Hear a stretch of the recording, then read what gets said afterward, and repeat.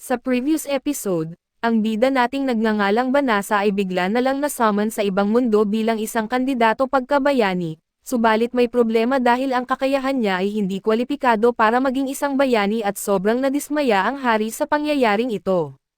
Dahil sa pagkadismaya, nag-utos ang hari na itapon si Banasa sa isang lugar na kung saan ang lugar na ito ay kuta ng mga demonyo para sa paraan na mamatay si Banasa kung sakaling umatake sa kanya ang mga halimaw. Subalit ang di alam ng hari na ang bida nating ito ay may overpowered na kakayahan kaya naman ay nagawa niyang malampasan ang delikadong lugar at nilinis pa niya ito. At sa pagpapatuloy ng ating recap, naghahanda siyang subukan ang bawat isa sa kanyang mga spell at si Fenrir ay sinusubukan siyang pigilan subalit wala itong saysay, dahil ginamit ni Fleo ang spell na tinatawag na Meteoric Leap para ilunsad ang sarili sa langit. Nagulat si Fleo sa galing ng kanyang paggamit ng kapangyarihan at ginamit ang isa pang kakayahan para ipagtanggol ang sarili. Pinakita rin ni Fenrir na siya ay mahusay din nang siya ay lumipat ng lokasyon para makaiwas sa whirlwind ni Fleo, ngunit gumamit si Fleo ng gravitational spell para pigilan siya sa paggalaw. Nagulat si Fenrir sa lakas niya at desperado na hinanap ni Fleo sa lahat ng kanyang mga spells ang isa na makakatigil kay Fenrir. Iminungkahi ng kanyang sistema na gamitin niya ang subjugation magic, isang mahika na nagpapasunod sa target at pinapahintulot kay Fleo na kontrolin ang mga iniisip at galaw nito. Tumanggi si Fleo na gamitin ang ganitong uri ng mahika kaso paubos na ang oras dahil malapit nang makawala si Fenrir. Patuloy siyang sumubok gumamit ng mga spells ngunit patuloy itong pinigilan ng sistema ni Fleo at tila malapit na siyang makawala kaya muling iminungkahi ng sistema na gamitin niya ang subjugation magic. Paulit-ulit itong sinasabi ng sistema kaya patuloy ang pagtanggi ni Fleo dahil bagong tao lang siya sa mundong ito, at ayaw niyang magdala ng ganitong uri ng katiwalian mula sa kanyang dating mundo at sa wakas, umamin si Fenrir na wala siyang mahika na makakapagpalaya sa kanya at sinabi na lang kay Fleo na tapusin na ang kanyang buhay. Tumanggi si Fleo na gawin ito at habang ipinapaliwanag niya na sa simula pa lamang ay ayaw niya talagang lumaban, nagulat si Fenrir nang palayain niya ito kaya't naman ay ipinaalam ni Fenrir na siya ay isang mandirigma ng mga demonyo na nakikipaglaban sa mga tao. Ipinaliwanag ni Fleo na hindi siya nag-aalala kung ang isang tao ay tao o demonyo at hindi lang talaga siya pabor sa pagpatay sa isang sumuko na. Nagulat si Fenrir sa kabaitan niya at binawi niya ang kanyang beast transformation para bumalik sa pagiging tao. Inalok ni Fleo na palayain siya ngunit nais niya itong mangako na hindi na siya mang-istorbo pa ng ibang tao. Kinapa niya ang kanyang walang hanggang bag para sa ilang damit para kay Fenrir, ngunit naubos ang kanyang mahika at nakatulog siya ng gabing iyon.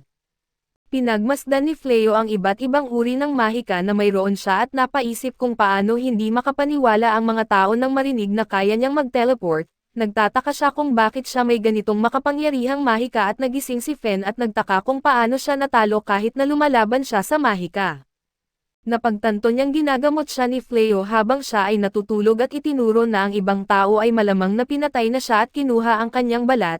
Hindi ginawa ni Fleo ito kaya nangako siyang hindi na muli makipaglaban sa mga tao at bukod dito, ipinakita ni Fleo ang napakalaking kapangyarihan kaya nagpa siyang kilalanin siya bilang kanyang Panginoon. Nangako siyang ilaan ang kanyang buhay bilang pagtanaw ng utang na loob, ngunit sinabi ni Fleo na ayos lang at hindi kinakailangan at hindi siya bumigay at nag-alok pa rin na maging kanyang alipin ng kusa. Tumanggi si Fleo na magkaroon ng anumang alipin, ngunit nagpasya siya na kung hindi siya maaaring maglingkod sa kanya ay wala nang natitirang dahilan para mabuhay pa at pinigilan siya ni Fleo at pumayag na hayaan siyang sumama sa kanya. Kinalaunan ay ibinahagi ni Fleo ang lahat tungkol sa kung paano siya tinawag at nabigo na maging kandidato bilang bayani dahil wala siyang kakayahan, ipinakita niya kung ano talaga ang kanyang hitsura at ipinaliwanag na hindi niya alam ang susunod niyang gagawin. Sinabi niya na baka pagsisihan niya ang pagsunod sa kanya, ngunit ipinaliwanag niya na ang kanyang lahi ay nabubuhay lamang para sa kanilang kinikilalang Panginoon, kahit sino pa siya o saan man siya nanggaling at nagsumpa siya na palaging magiging tapat sa kanya. Muling pumayag si Fleo na manatili siya sa kanyang tabi at hindi na maaaring maging mas masaya pa siya. Sa kastilyo ay nadismaya ang hari nang marinig na hinayaan lang ng tinaguriang Golden Hero na mapuksa ang mga tropang pinamumunuan niya.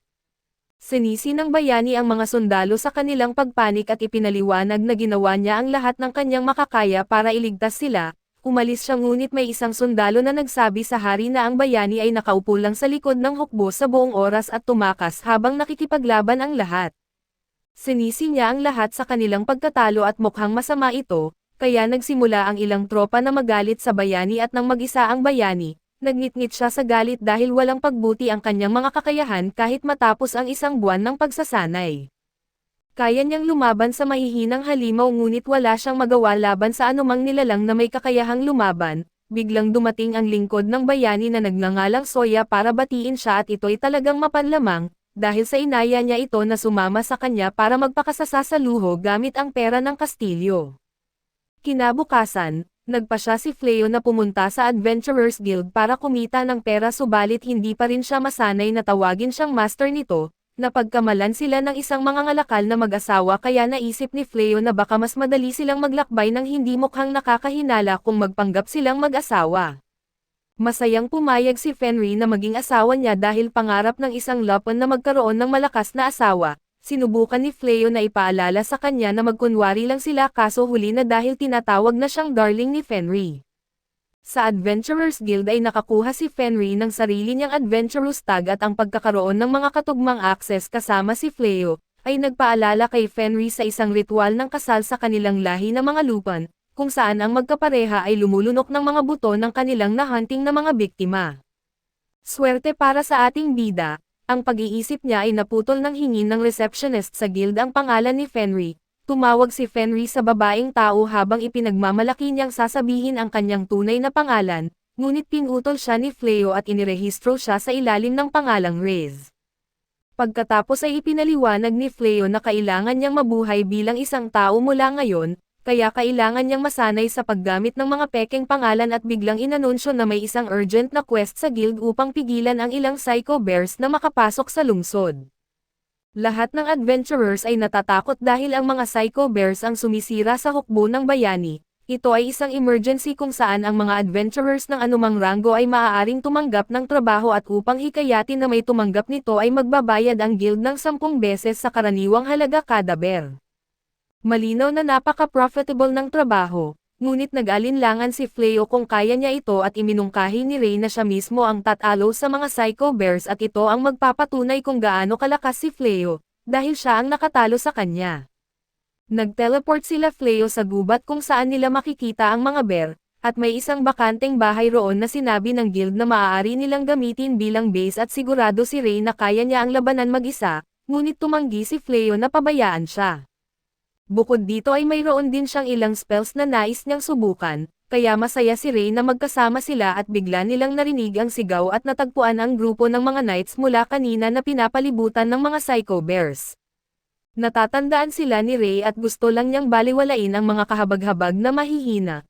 Ang malakas na babae ay nasa masamang kalagayan ngunit sinusubukan pa ring lumaban at napunta siya sa masamang sitwasyon, ngunit swerte para sa mga knight. Ang mga Psycho Bears ay bumagsak ng isang atake.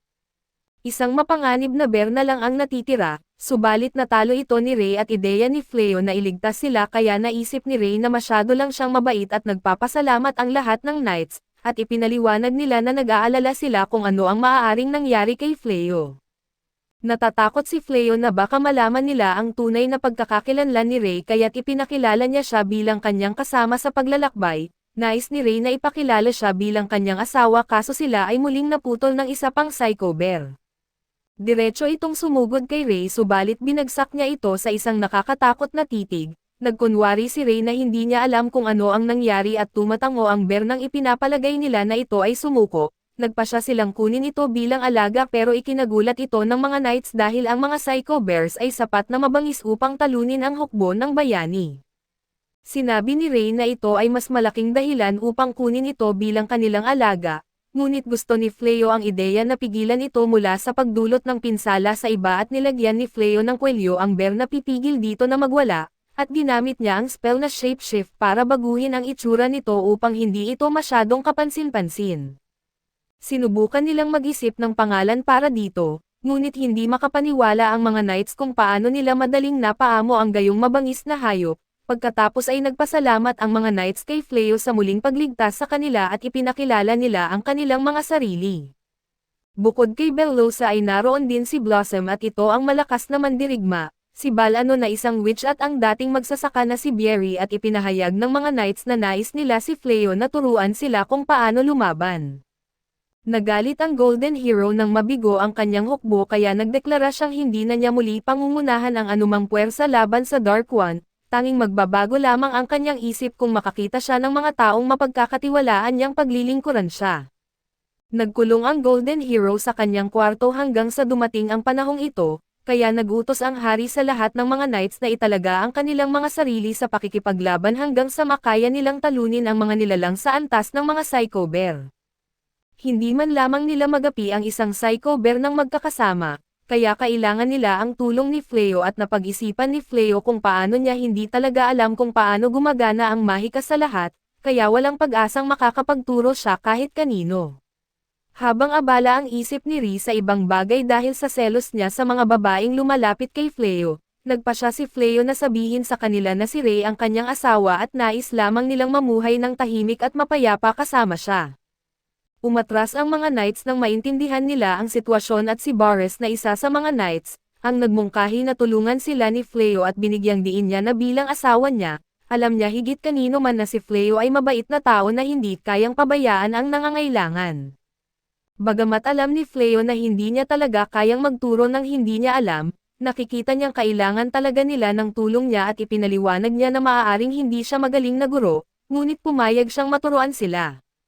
Tuwa na tuwa ang mga babae ngunit may isa pa silang hiling at kailangan nila ng matuluyan at handa silang magbayad ng upa para sa isang sulok ng sala. Naisip ni Reyes na magandang ideya ito dahil maraming silid at maaari silang magtabi ni Fleo sa pagtulog dahil sila ay mag-asawa.